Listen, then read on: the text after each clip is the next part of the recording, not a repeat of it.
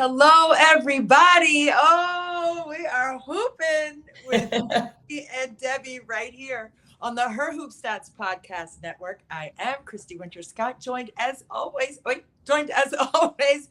by my buddy Debbie. And Yes. let's just jump right into it because I know we have a lot of different topics today, so we're going to get right to things and stay on task. But you were on a fantastic game with Mark Jones the other night. What was that experience like, Phoenix and Indiana? Well, the drama going in was the whole Caitlin and the rookie versus the vet and Diana Taurasi. And I just want to say, I mean, the game delivered on so many different fronts. I've always said, Christy, the product is the narrative, and the product delivered once again. Under 2 million viewers, and 2.7 was the peak. The ratings keep going up and up, right? I thought it was such a well-played game by both. It had everything you'd want. Phoenix had a 15-point lead, had great adjustments, started the game with cloud on Boston, something we had not seen, or I had not seen with Indiana all season. I thought it was a great tactic by Nate Tibbetts, and then 14-2 run to start the game, and then Christy sides adjusts. Yeah. They throw Boston on the block, and Cloud stays in that matchup. I thought that got Indiana back in rhythm. I thought, the defensive effort of Phoenix was really good, and I think they play with more pace than what their numbers are listed at. But, second half, Indiana comes back and erases a 15-point deficit, takes a 10-point lead. I can't imagine the game being any better. Caitlin just one rebound short of a triple-double, which no rookie in this league has ever done, which was shocking to me. I thought for sure that might have been done already. Right. But I thought the game was absolutely fantastic. From an X&O standpoint, it delivered on so many different things. And I'm excited that I got to be there. Mark Jones was fantastic to work with. Christine Williamson was with us as well. We had a really fun day in Phoenix. Yeah. Oh my gosh. That defensive adjustment, right? We were talking about that a little bit before we got in here, but just to see that, that second line of defense, Kyle Copper was just all over the place defensively on Caitlin Clark as the primary defender, but that second line was no slouch. Do you think that was the reasoning behind putting Cloud on Boston initially?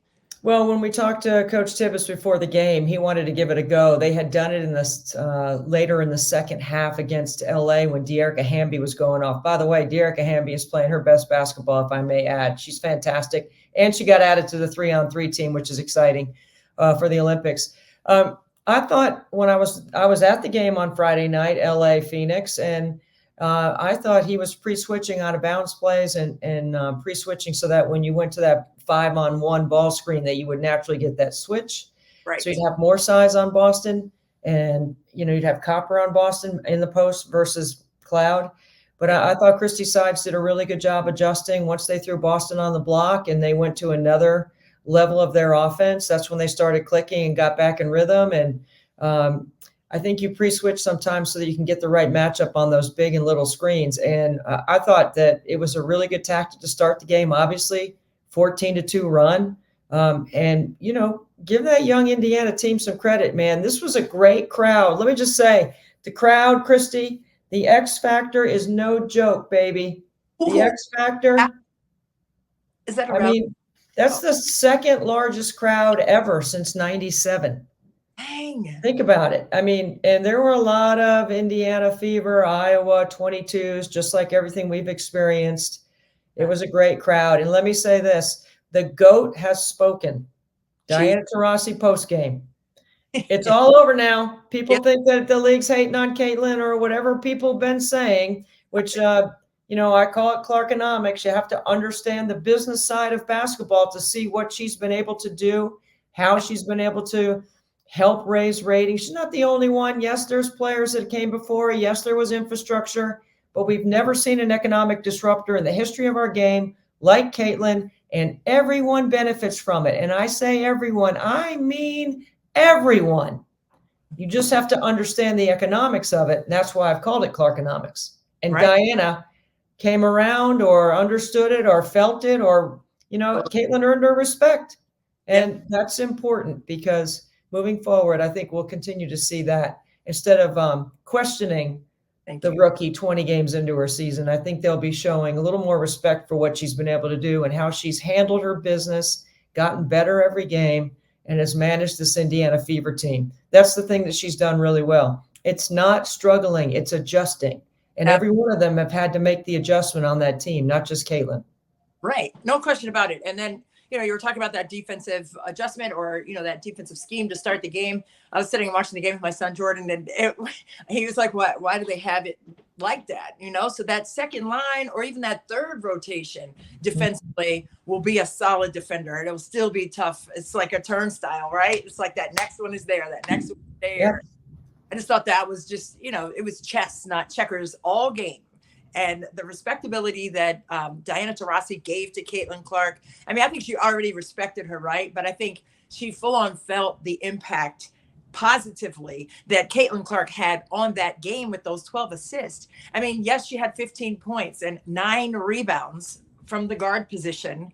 Get it straight. Okay. But when you have someone who is making plays and manufacturing not just her own scoring ability, but the ability for the team to score. I mean, it was just beautiful to watch both teams, right? Schematic. Yes. It was really a well-played game. And I was losing my mind jumping around the living room, it was back and forth all game long. So I don't know how you managed to keep your headset on, solidly there because I don't know if I could have done that.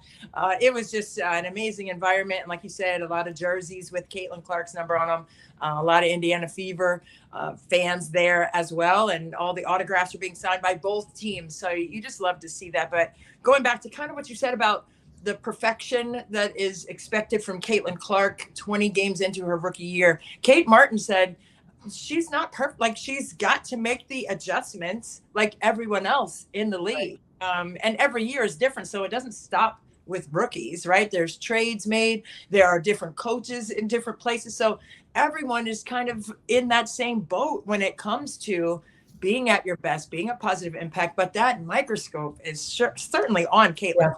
Well, it's like defensive player of the year typically is somebody who blocks shots or gets steals. And usually they're in the top of the league in personal fouls as well. So when you lead the league in assists, you might be at the top of the league in turnovers. There's a little risk reward there.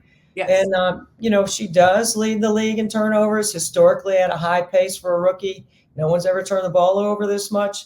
But I do think 20 games in, when we get past the Olympic break, when she's had a month and everyone gets a chance to, reconfigure and retool and recalculate, I think they're going to do a much better job. And I will say that she had 5 turnovers in the first half, only turned it over 1 time in the second. So you can see her getting better every time. And certainly her IQ allows her to read into the second level. Indiana has let some balls pass through their hands sometimes, but, you can't, it's a connection that you have to make, right? You just have to finish. And when you look at Aaliyah Boston's numbers, her numbers are significantly better as Caitlin has gotten better reading the D. And I don't know why people think her playmaking skills are underrated. She's always been like that. She just has a little more talent around her to go to and a different set of talent. Like Indiana doesn't shoot the 3 as well as the Iowa team shot the 3. So look at her stats. I mean, her numbers are still pretty good. And, she makes all of her 3s above the break. None of her 3s are below the break or in the corner. So it's her ability in the slot and top of the floor in the middle third and keeping the ball moving. And I just think she's done a fantastic job. I don't think we can give enough praise for what she's been able to do, to be honest, because, considering the climate under which she's done it also makes it really significant. Absolutely. And she said, not a lot of vets are giving her advice per se, but I think she's learning on the fly, right? Not a lot of time in training camp, etc. But when it comes down to her 3-point shooting ability and her logo 3 that she knocked in, oh my God, there was a great view of that. You could see her feet on the edge of that logo and she just yanked it and pulled it and dropped in. I was screaming.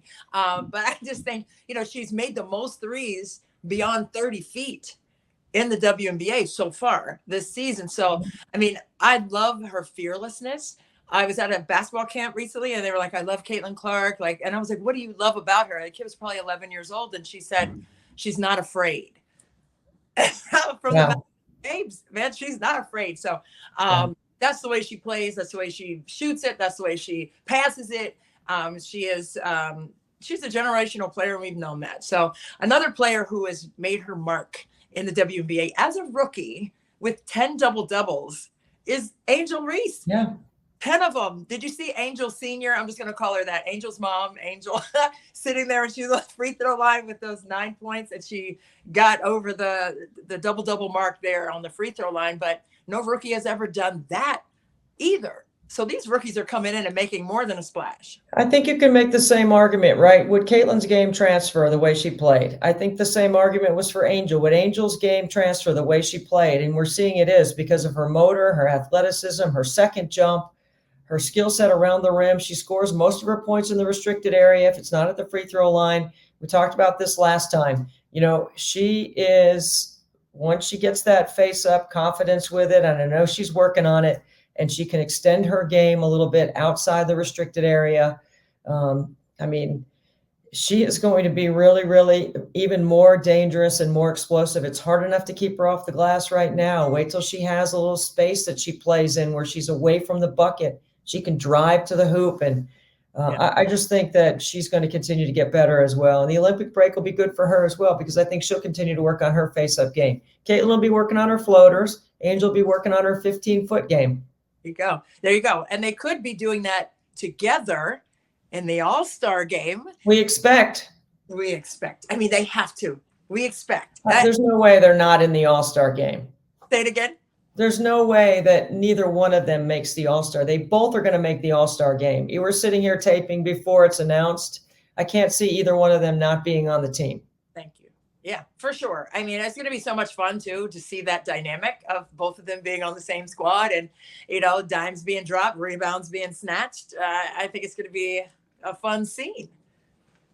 I think it's going to be great, and depending on how each wants to handle their brand, whether they'll be friends or not, right? If they want to keep that separation, then I think you'll see something in the game that'll make us think that, because all eyes will be on it.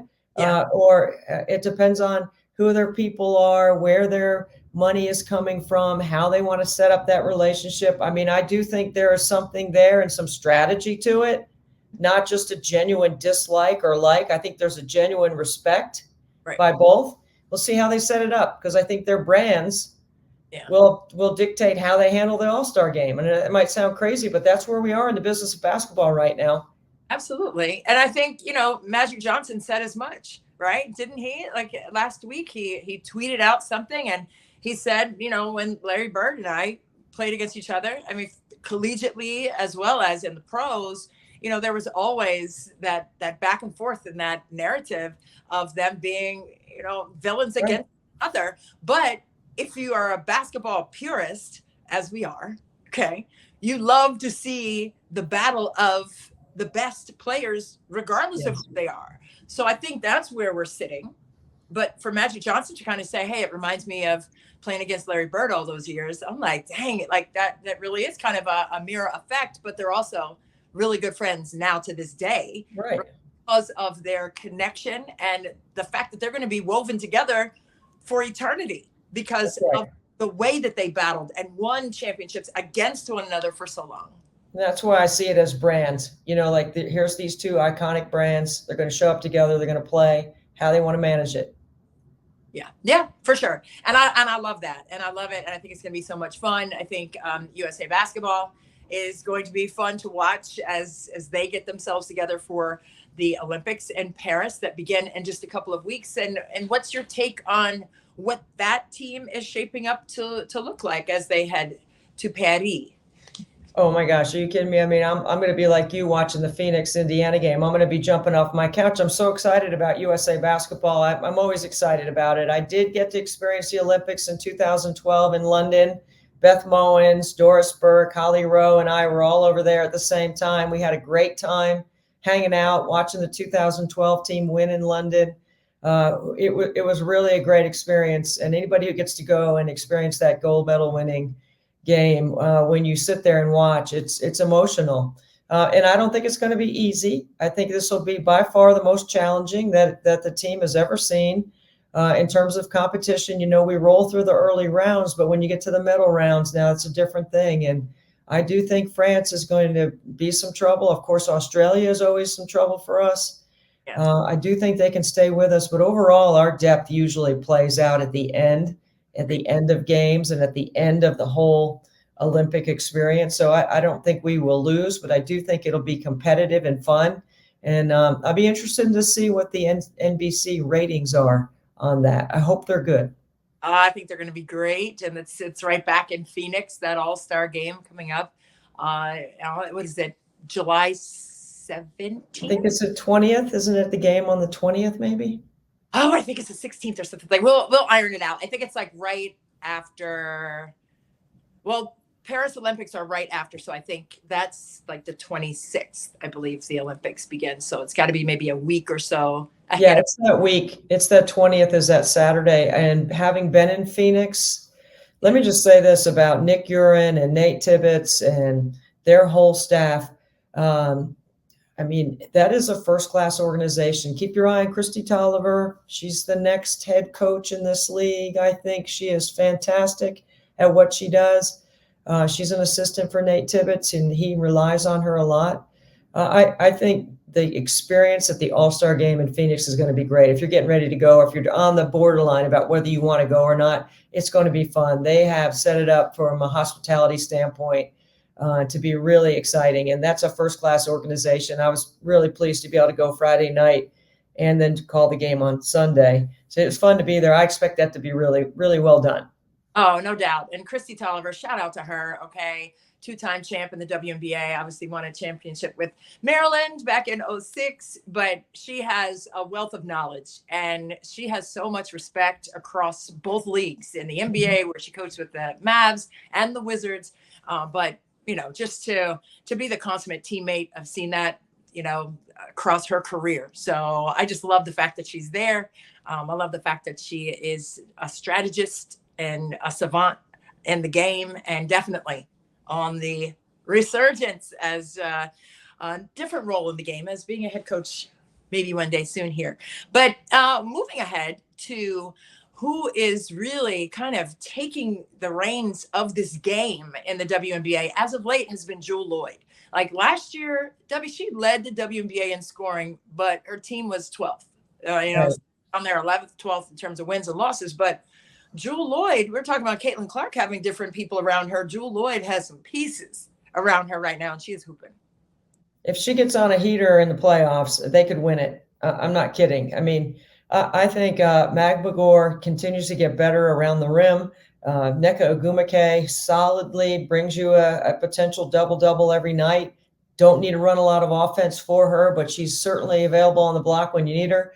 And then I think Skylar Diggins-Smith has played really well. She's been a little up and down at the beginning, but I think she's really managed the team well. And then Jewell, I mean, back-to-back 30-point games, and nobody uses the glass in the mid-range like she does, and you can put her anywhere and she can get to her spots. I was teasing her before the game, making light of the fact that I watched her warm up for an hour and a half with her shoelaces untied, Christy. Whoa. I'm like, game speed. She didn't even need to tie her shoes. It is definitely the Mamba-like mentality when you're watching her. I mean, she is fit, ready, next play, all of it. It's exciting for her. It's good for the game. Like, yes, the focus is right there.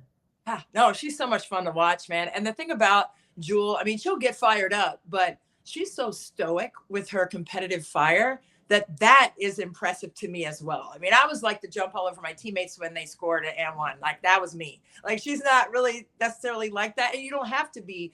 But I just think that her motor, we're talking about Angel Reese and her motor on the offensive glass, Jewell Loyd's motor in terms of getting to her spots where she wants to go, even with the best defenders guarding her, that has been masterfully displayed by her. I mean, her whole career, but I think this year in particular, she's playing with a little bit of an edge. She's fit. She's ready. She can handle whatever. Even Indiana, accidentally poked her in the eye, and that didn't stop her or slow her down. So she's playing with one eye, shoelaces untied, scoring 34. I mean, I witnessed it. It was amazing.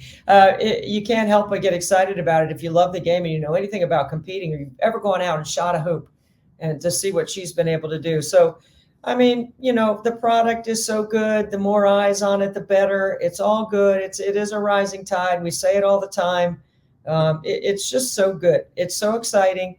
especially for us. We've been around the game for so long. We've been waiting. There's a lot of people like us waiting for this moment. And here we are. I'm celebrating every bit of it. There's nothing about it that I am not celebrating. I mean, I'm all in on celebrating. And I'm in Vegas at the taping of this right now. Tonight, I've got Indiana at Vegas. I expect that to be a great game. They've moved it to the T-Mobile to accommodate the ticket sales. Ticket prices are incredibly high. The game's going to be lit. The place is on fire. I mean, it's just awesome. I remember never taking for granted seeing Jackie Young and an advertisement for tickets on the side of the Allegiant Stadium, football stadium, huge billboard right on the interstate. And, I never take that stuff for granted because I remember when we had none of that. And so every time I see that, or I'm in the casino and I see A'ja Wilson's, banner hanging in there, that stuff is great. That's great for the game. It's good. It's all good. It's fun. No, it's a beautiful sight. And I was in Vegas last summer. The All-Star game was there, and the NBA Summer League was going on at the same time. And just the brotherhood, sisterhood of all of that continuity and love was very sweet as well. But yeah, you're right. To see the billboards, WNBA All-Star game coming up, and it's like all over Vegas, and with all the other things that are going on in Vegas, right? But to see part of the show, part of what you want to go and pay your money to go see is the WNBA. So I think, with Vegas, they were just in DC a couple days ago. And, I heard some tickets were going for $700-800 here with the Mystics Vegas game. So, I mean, it's across the board in an exponentially beautiful way, growing and exceeding what some people had put the ceiling on for the WNBA in terms of respectability. So this Vegas team, what have you seen with them? I mean, you have them tonight. What have you seen with them? Especially, we talked about a little bit with Gray coming back, but now Gray is knocking in shots, Debbie. Yeah. Well, no surprise there, right? I'll tell you, here's the three things that I like about them right now. Number one is all of their decision makers that handle the ball have a 2-to-1 assist turnover ratio. All of their ball handlers that are closers at the end of the game are all above 80% from the free throw line. So that alone right there, if you think about that inside the game, how valuable it is to have that experience. Plus they're back-to-back champs. They've been in big game experiences and they've been in the clutch time. The other thing I like is that A'ja Wilson is averaging 19 shots a game. Okay. That is their best player. They play through her as many All-Stars as they have, 4 Olympians. She's one of them. She's getting the most shots. That is not by surprise. That is by design. And that is that they get it. So in a late game, in a clutch situation, they have many options. I love that A'ja's taking the most field goal attempts. Okay. That's the second thing. The third thing I like is that there is no decoy on this team in a late game situation. So you're not running, one particular person out of a play to run a decoy for someone else. There is no decoy. All 5 on the floor are capable of making a shot late game. So as this season goes possession by possession, those 3 things, and studying Vegas, and this is the 3rd time that I've had them, this is what Chelsea Gray does for them that maybe was maybe not as immediately discerned or understood or added value. Yes, she can score and she's going to get everybody back in their natural position. But these are the other things that she brings to the court that makes them more solid, adds to their depth. And those are 3 things I'm going to be looking for in the game tonight against Indiana. Yeah. And with them just being here in DC, Becky Hammond said, hey, yeah, A'ja's numbers are up in terms of her point totals or rebounds and everything, she said, but this year she's playing in the 4th quarter. Last year, she only played through 3 quarters and still had a gaudy stat line. So I thought that was very intriguing to think about. You said 19 shots a game. So, I mean, she's playing more minutes. And I think that's different. Because they're not beating people like by 20. The league's more competitive and the games are closer and the league is better. And so you got to play her in the 4th quarter to win.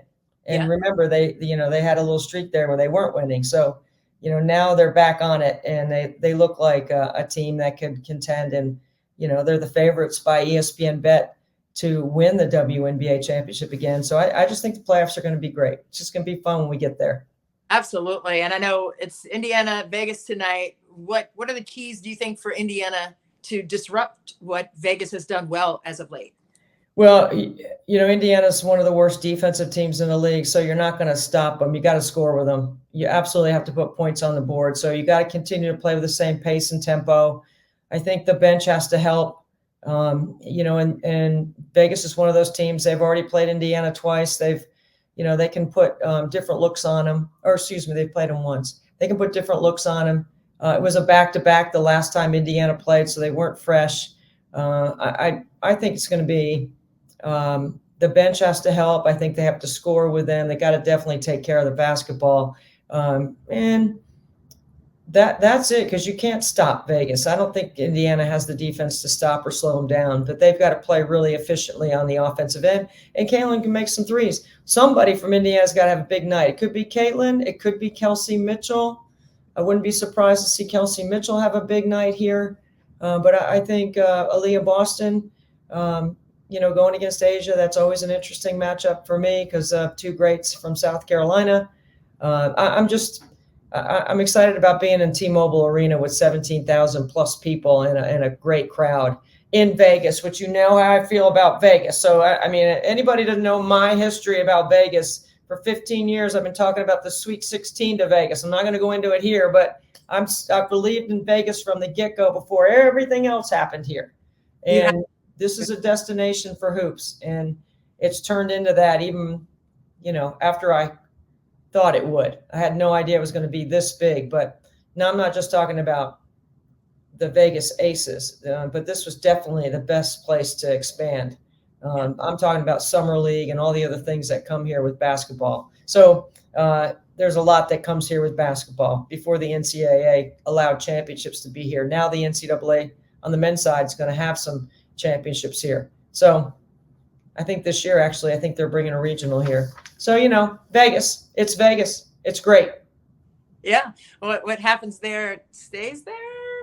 I think that used to be it. It used to be Sin City and all that, Christy. I don't have any of that going on. I've been here 3 times and I have not had, a Vegas-like experience if you want to go there. I've been working.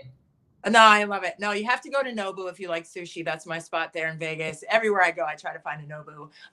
It's very good there. I have experienced that. But no, LeBron James has also been eyeing Vegas for some basketball things as well. So just to tag into what you were saying, I love it there. I love little Paris there. Paris Olympics coming up. So all of that good juju going on in Las Vegas. But the WNBA is alive and well. 17,000 expected again tonight. You just got goosebumps running down my arms because I'm going to be right in front of the tube watching you again.